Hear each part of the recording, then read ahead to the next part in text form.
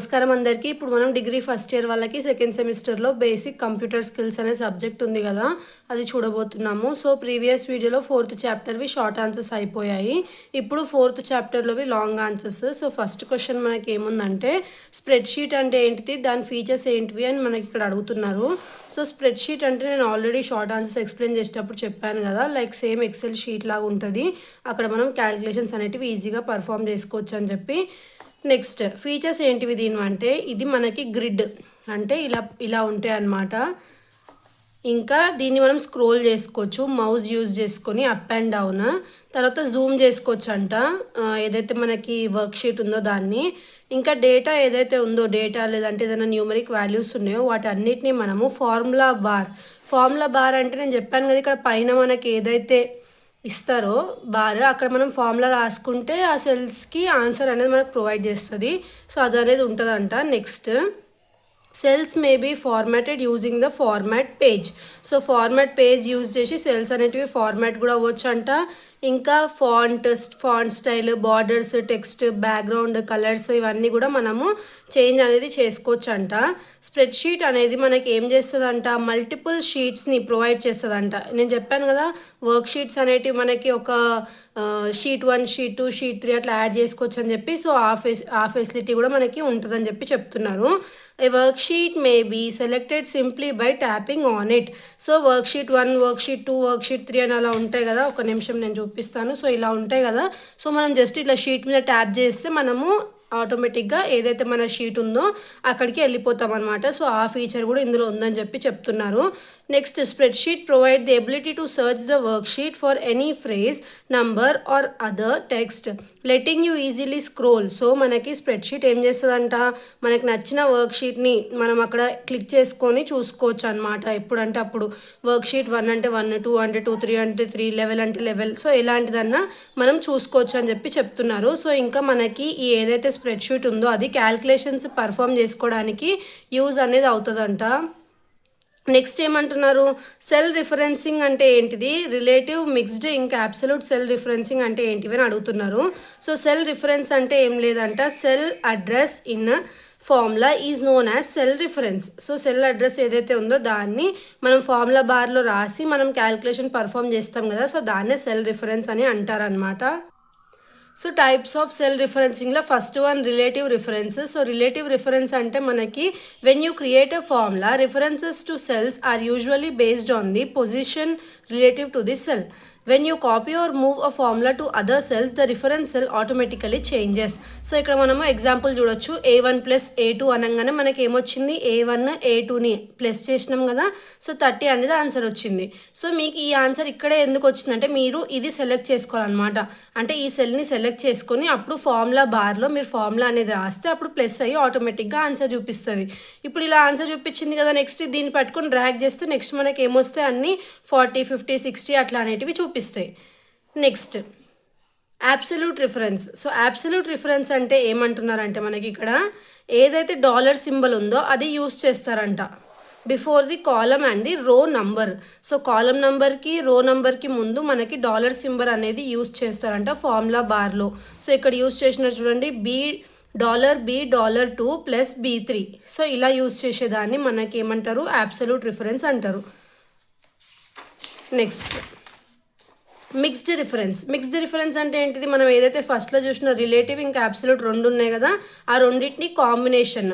First దాంట్లో ఏముంది మనకి A1 ప్లస్ A2, అదే సెకండ్ దాంట్లో మనకి ఏముంది, కాలంకి ఇంకా రోకి మధ్యలో, అంటే ఒక సెల్, కాలంది సెల్, రోది సెల్ మధ్యలో డాలర్ సింబల్ అనేది యాడ్ చేసుకుంటాం ఫార్ములా బార్లో. అలా చేస్తే మనం క్యాల్కులేషన్ పర్ఫామ్ చేస్తే దాన్ని మనం ఏమంటాం, మిక్స్డ్ రిఫరెన్స్ అని అంటాం. Next how functions make tasks easy in Excel, explain different kinds of mathematical and statistical functions with example. So మనకి ఇక్కడ ఏమంటున్నారు, ఎక్సెల్లో ఎలాంటి ఫంక్షన్స్ ఉంటాయి, మ్యాథమెటికల్, స్టాటిస్టికల్ రెండు ఎక్స్ప్లెయిన్ చేయమని చెప్తున్నారు.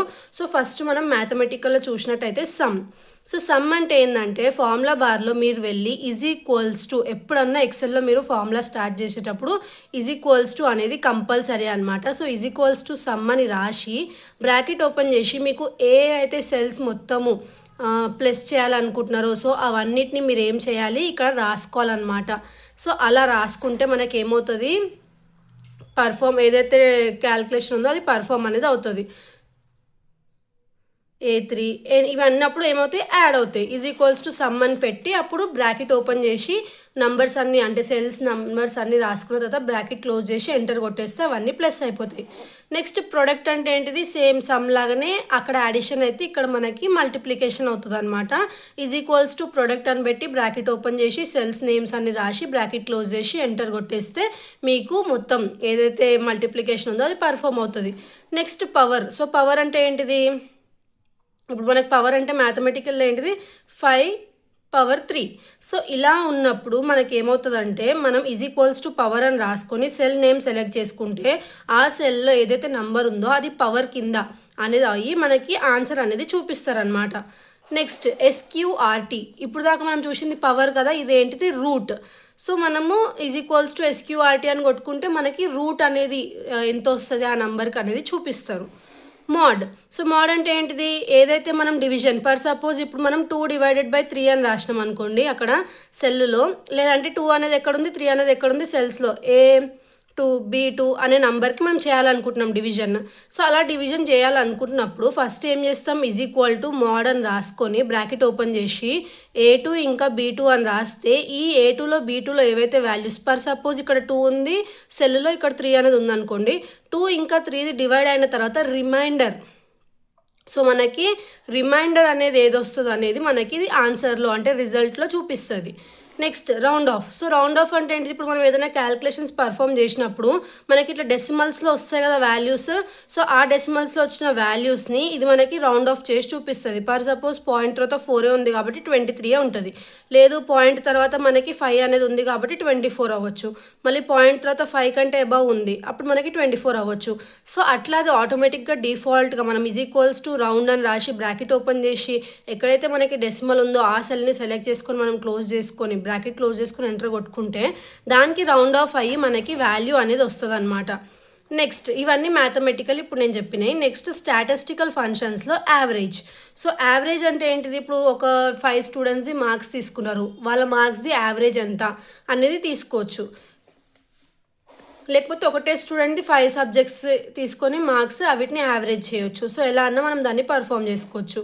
మినిమం. సో మినిమం అనే దానికి ఇక్కడ మనకి ఎగ్జాంపుల్ ఇచ్చినారు చూడండి. ఫస్ట్ ఏది 4 3 1 5 2. సో ఏ సెల్లో ఇవన్నీ ఉన్నాయి. సో బి సెల్లో మనము మినిమంని ఫైండ్ అవుట్ చేయబోతున్నాం. So is equals to minimum అని ఫార్ములా స్టార్ట్ చేసి బ్రాకెట్ ఓపెన్ చేసి A1 అంటే 4 నుంచి మళ్ళీ A5 వరకు మనం 5 నెంబర్స్ రాసుకున్నాం కదా. సో A1 నుంచి A5 వరకు మనకి మినిమం నెంబర్ ఎంత అనేది బ్రాకెట్ క్లోజ్ చేసుకొని ఎంటర్ కొట్టేస్తే మినిమం నెంబర్ అంటే ఎంత, లీస్ట్ నెంబర్. సో 1 అనేది లీస్ట్ నెంబర్ కదా, సో రిజల్ట్లో అదే వచ్చింది.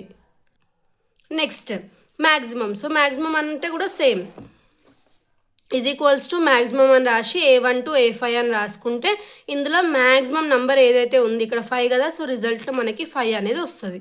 నెక్స్ట్ కౌంట్ ఉంది. సో కౌంట్ అంటే ఏం ఫంక్షన్ మనకి, the count function returns the count of numeric values. So numeric values ఎంత ఉన్నాయి అనే కౌంట్ మనకి ఇస్తుంది అనమాట ఒక సప్లైడ్ సెల్లో. సో ఇక్కడ మనకి ఎగ్జాంపుల్ ఇచ్చినారు చూడండి. సో ఇది కౌంట్ ఫంక్షన్.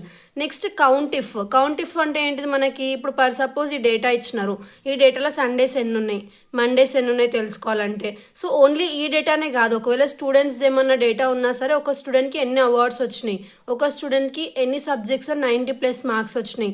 సో అలాంటివి చూడాలంటే మనం కౌంట్ ఇఫ్ ఫంక్షన్ అనేది చేయొచ్చు. సో ఇక్కడ చూడండి వెనస్డేస్ ఎన్ని ఉన్నాయి అంటే 3 అనేది ఆన్సర్ వచ్చింది. తర్వాత వెనస్డే కాకుండా మిగిలిన ఎంత ఉన్నాయి. సో అలా మనం ఏదన్నా చేసుకోవచ్చు. ఓన్లీ ఈ వెనస్డేస్ ఇవే వస్తాయా అంటే అలా ఏం కాదు, స్టూడెంట్ డేటా అయినా ఏ డేటా అయినా సరే మనం ఇవి పర్ఫామ్ చేయొచ్చు. సో ఇది మనకి లాంగ్ ఆన్సర్స్. నెక్స్ట్ వీడియోలో 5th చాప్టర్వి షార్ట్ ఆన్సర్స్ చూద్దాము. Thanks for watching.